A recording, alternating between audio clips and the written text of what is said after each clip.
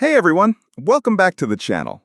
Today, we're diving into a question that's been rattling around in my brain. Could you, or I, or any of us, survive as a medieval serf? I mean, when you think of medieval life, you probably picture knights, castles, or maybe some gritty scene from a fantasy show. But the reality for most people back then? It was way less glamorous. We're talking dirt, sweat, and a whole lot of "why is this my life" vibes.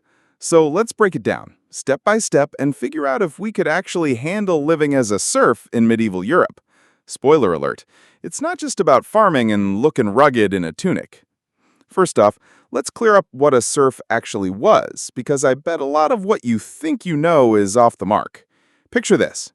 You wake up one morning, and your boss doesn't just control your work hours, they control you.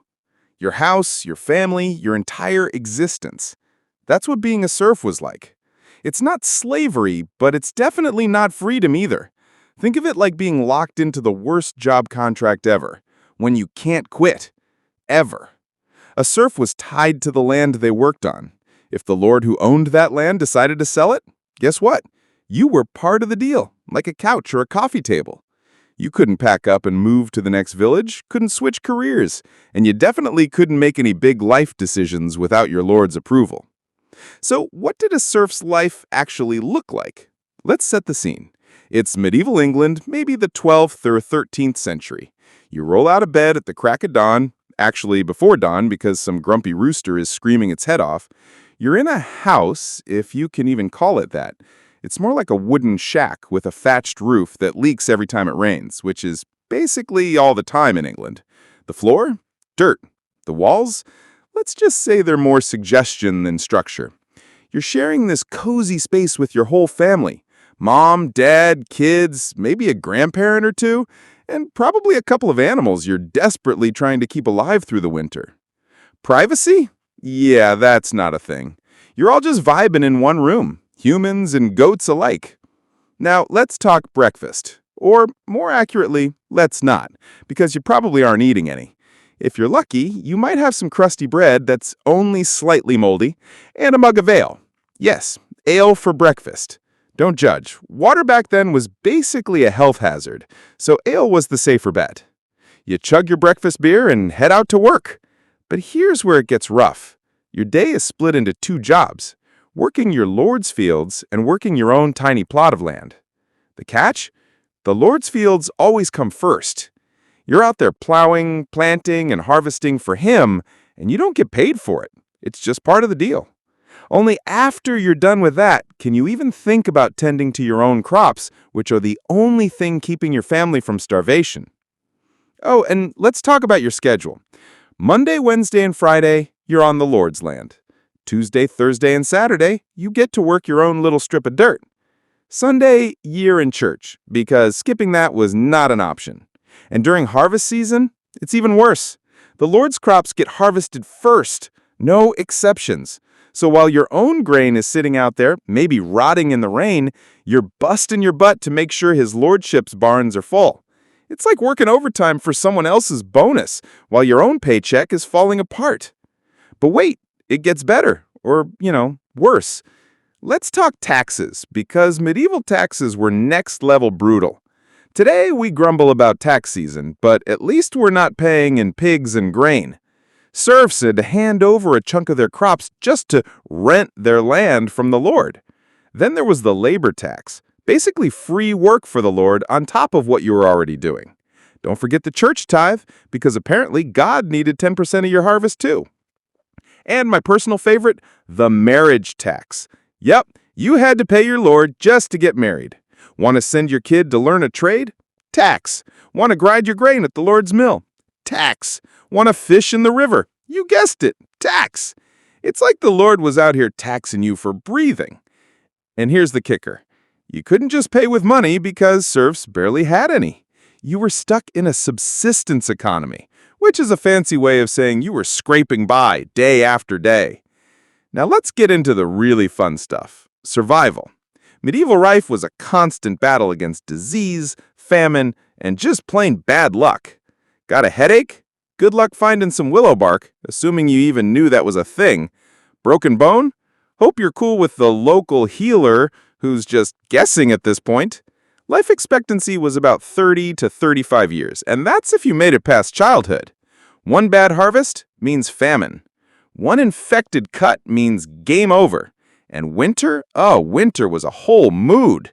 Your house's heating system was a fire pit in the middle of the floor with a hole in the roof for the smoke to kind of escape. Spoiler, it didn't. You were basically living in a smoky, bug-infested box, hoping you and your family didn't freeze or suffocate before spring. Speaking of bugs, let's talk about your bed. It's probably just a pile of straw, which is basically a five-star hotel for fleas and other creepy crawlies. You're sleeping next to your parents, your kids, your grandma, and probably that goat from earlier. It's family bonding on a whole new level. And let's not sugarcoat it. Medieval farming was no picnic. Your tools were basically sticks and stones. Maybe an ox if you were fancy. No tractors, no fertilizers, just you, your hands, and a whole lot of prayer that the weather didn't screw you over. Spring was for plowing and planting. Summer was for weeding and more praying. Fall was a mad dash to harvest everything before winter ruined it. And even then, you were lucky to get 4 grains back for every one you planted. Compare that to modern farming, where we get like 30 to 1, and you start to see why serfs were always one bad season away from disaster. So that's the setup. A life of endless work, constant taxes, and a whole lot of hoping you don't die before you hit 30. Could you handle it? Physically, maybe, if you're in decent shape and don't mind working harder than you've ever worked, with no weekends or sick days. But mentally, that's where it gets tricky. We're used to choices. Where we live, what we do, what we eat. Serfs had none of that. They were born into a job they couldn't quit, in a place they couldn't leave, with people they couldn't escape. It's like being stuck in the world's worst reality show forever. Or maybe you're just joining us. Either way, buckle up, because we're about to get even deeper into the gritty reality of serf life. Now, last time we talked about the basics, the backbreaking work, the endless taxes, the dirt floor houses, and the fact that your lord basically owned your entire existence. Today, we're diving into the mental and emotional side of being a serf, plus some surprising arguments about why serf life might not have been all bad. Yeah, I know, sounds wild, but stick with me. Let's jump back into medieval Europe and see if we could actually handle this life.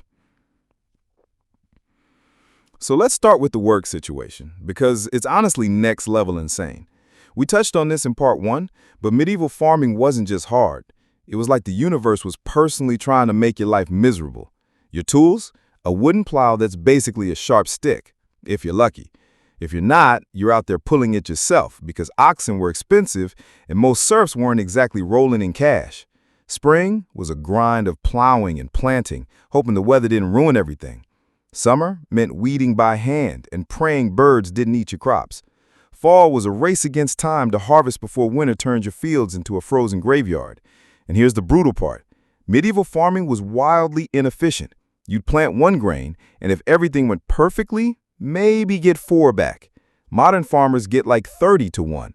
So you're working 10 times harder for a fraction of the reward. And that's assuming the weather, bugs, or blight didn't wipe you out first. Oh, and let's not forget the land itself. Medieval fields weren't like the neat rows you see in tractor commercials. They used something called the open field system, where the land was split into long and narrow strips. You'd get a few strips to farm for yourself, but they were scattered all over the place, so you're trudging across the village to tend your crops. Plus, every few years, a third of the fields had to lie fallow, meaning they produced nothing, to let the soil recover. Imagine your boss telling you to work 2/3 as hard for the same paycheck, except your paycheck is just enough food to not starve. And speaking of food, that brings us to the diet. A serf's daily calorie intake was maybe 2,000 if they were lucky. That's like what, a single burrito for some of us today? Their meals were mostly bread, some veggies like cabbage or onions, and maybe a bit of cheese or meat if they had a good year. Compare that to our fridges full of snacks, and it's hard to imagine surviving on so little. But here's where it gets really heavy, the lack of freedom. Being a serf wasn't just about physical hardship, it was the mental toll of having no options. You were born a serf, your kids would be serfs, your grandkids would be serfs. It was like inheriting a family business nobody wanted, except it's you, a plow, and a lifetime of debt to your Lord.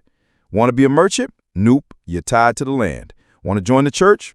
Only if your Lord says so, and let's be real, he's not losing a worker for that. Want to move to a new village? Good luck, because leaving without permission made you a fugitive. The only real escape was death or becoming an outlaw, and honestly, those weren't great career paths either. Imagine waking up every day knowing you'll never have a choice about where you live, what you do, or even who you marry. That's the kind of mental weight that would crush most of us. And speaking of crushing, let's talk about the justice system, or lack thereof. If you were accused of something, like stealing a loaf of bread, you didn't get a lawyer or a fair trial. Instead, you got something called trial by ordeal. Picture this. They make you stick your hand in boiling water or carry a red-hot iron. If your burns healed cleanly, you were innocent. If they got infected, which, let's be honest, they always did in medieval times, you were guilty, and probably dead anyway. Justice was less about fairness and more about let's see if God likes you. It's the kind of system that makes modern traffic tickets look like a love letter. Now, here's where things get weirdly interesting. Some historians argue that serfs might have had a few advantages over modern workers. Yeah, I know, I almost spit out my coffee when I read that too, but hear me out. For one, serfs worked about 150 days a year. The rest were religious holidays, seasonal downtime, or days when the weather just said, nah, you're not working today. Compare that to the 240-ish days most of us work now, and serfs technically had more time off. They also had a kind of job security we can only dream of. Nobody was downsizing the peasantry. Your lord needed you to keep the fields going. And while their lives were brutal, serfs had a tight-knit community. When things got bad, like, say, a famine, everyone was in it together. Neighbors helped neighbors because survival was a group effort. Plus, their work had clear, tangible results. You plant grain, you harvest grain, you eat grain. No endless Zoom meetings or wondering if your job even matters. But before we start romanticizing serf life, let's pump the brakes. That time off came with a catch. You were still poor, still hungry, and still stuck. Your job security meant you were locked into a life of hard labor with no way out. And that community support, it was great until the whole village got hit with plague or famine, which happened more often than anyone would like. The truth is, serf life was a trade-off. Stability for freedom, survival for choice. And for most of us, that's a deal we wouldn't take. So, could we handle it? Physically, maybe. If you're in decent shape and don't mind working sun up to sundown with no weekends, no sick days, and no retirement plan except maybe dying in your 30s, you might make it. But mentally, that's the real hurdle. We're used to having options, picking our careers, our homes, our Netflix shows. Serfs had none of that. The idea of spending your entire life doing the same backbreaking work in the same tiny village with no hope of anything else, that's a level of mental toughness I don't think most of us have. I mean, I get stressed when my Wi-Fi buffers. How am I supposed to deal with a lord taxing me for getting married? That's part 2 of our journey into serf life. We've covered the work, the lack of freedom, and the weirdly compelling case for why it maybe not have been all bad. In part 3, we'll wrap it up by looking at whether we'd actually survive, plus some final thoughts on what serf life tells us about our modern world. Want to hear it? Drop a comment and let me know. And while you're there, tell me, what's one modern convenience you absolutely couldn't give up if you were a serf? For me, it's got to be indoor plumbing. Hit that like button if you're glad you don't have to stick your hand in boiling water to prove you didn't steal anything, and subscribe for part 3.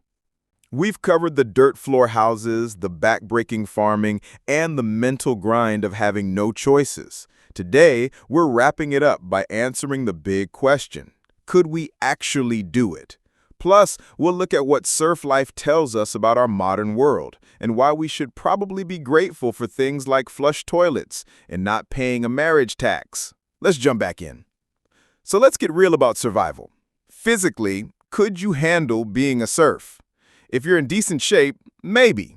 The work was relentless, plowing fields with a stick, harvesting crops by hand, and doing it all over again every day with no weekends or sick days. You'd be out there from dawn to dusk, rain or shine, with tools that make a rusty garden hoe look like a spaceship. And the diet? forget your morning smoothie or Uber Eats, you're looking at maybe 2,000 calories a day, mostly from bread that's half sawdust and some watery vegetable stew. If you're lucky, you might get a scrap of meat or cheese once in a while. Compare that to the average modern diet, where we're scarfing down 3,000 calories without blinking, and it's a shock to the system. You'd need to be tough, adaptable, and ready to work harder than you've ever worked, with no safety net except maybe a neighbor tossing you a moldy turnip in a bad year. But the physical stuff is only half the battle. The real challenge is mental. Imagine waking up every day knowing you can't leave your village, can't change your job, can't even marry who you want without your lord's permission and a hefty tax. Your entire life is scripted from birth to death, and it's the same script your parents had and your kids will have. It's like being trapped in a Netflix show you didn't sign up for with no way to cancel your subscription. We're so used to choice, where we live, what we do, what we watch on our phones. Serfs had none of that. I mean, I lose it when my coffee order gets messed up. How am I supposed to handle a lord taxing me for fishing in the river? The mental grind of zero control, zero options would break most of us long before the physical work did. And let's not forget about the constant threat of death lurking around every corner. One bad harvest, famine. One infected scratch, goodbye. Winter hits too hard, hope you like huddling with your family and a goat in a smoky shack praying you don't freeze. The average serf lived to about 30 or 35, and that's if they dodged childhood diseases, which many didn't. Medical care? Maybe some herbs if you knew a guy, but mostly it was pray and hope for the best. Compare that to our world, where we've got antibiotics, vaccines, and WebMD to scare us into thinking every headache is a crisis. The sheer fragility of serf life would be a lot to handle. Now, let's revisit that wild historian's take from part 2. The idea that serfs might have had some advantages over us modern folks. We talked about how they worked maybe 150 days a year, thanks to religious holidays and seasonal breaks, compared to our 240-ish days worked. They had job security. Nobody was firing a serf because the Lord needed them to keep the estate running. And they had a community that stuck together through tough times, unlike our often isolated modern lives. There's also something to be said for the simplicity of their work. You plant, you harvest, you eat. No corporate jargon, no KPIs, no wondering if your job is making a difference. It's immediate, tangible survival. But let's not get carried away. That time off wasn't exactly a vacation. You were still poor, still hungry, and still stuck. That job security came at the cost of being owned by your lord. And the community? Sure, it was tight, but it was also a necessity because everyone was one bad season away from disaster. The trade-off for those so-called perks was a life with no freedom, no upward mobility, and a whole lot of misery. So yeah, serfs might have had more holidays, but I'd rather work 240 days a year with Wi-Fi and pizza delivery than 150 days with a leaky roof and a side of plague. Here's the brutal truth. Most of us wouldn't last a month as serfs. We're soft, not in a bad way, but in a we've built a better world way. We're used to hot showers, grocery stores, and the ability to quit a job we hate. Serfs didn't have those options. They didn't have 3 sets of clothes, let alone a closet full of shoes. They didn't exist yet. You're watching this video on a device with more power than a medieval kingdom had brain cells, and you've got access to food from around the world delivered to your door. Serfs? They had a stick, some grain, and a whole lot of taxes. We're not built for that life, and that's okay. It means we've got it pretty good. So what's the takeaway? Serfdom worked, kind of. It kept society running for centuries, but it kept people trapped, poor, and powerless. It's a reminder of how far we've come, how we've built a world where fewer people have to break their backs just to eat, where we can choose our paths, our partners, our homes. The next time you're stressing about a bad day at work or a long commute, just think, at least your boss doesn't own your entire life. At least you can quit. At least you've got weekends and a doctor who's not just guessing with leeches. Serf life was a grind we can barely imagine, and honestly, that's a good thing. So no, most of us probably couldn't hack it as medieval serfs. The physical labor, the lack of freedom, the constant dance with death, it's too much for our modern sensibilities. But maybe that's the point. We've got it so much better than they did, and sometimes it takes a peek at the past to appreciate what we've got now. Indoor plumbing, healthcare, the ability to say screw this and walk away, it's all pretty great. That's a wrap on our medieval serf adventure. What did you think? Could you handle the serf life, or are you team modern conveniences all the way? Drop your thoughts in the comments. I want to hear what historical period you think you could survive or what modern luxury you'd miss the most. For me, it's got to be my phone and a good cup of coffee. If you enjoyed this deep dive, smash that like button, hit subscribe, and ring the bell so you don't miss the next one. Thanks for hanging out with me, and I'll catch you in the next video.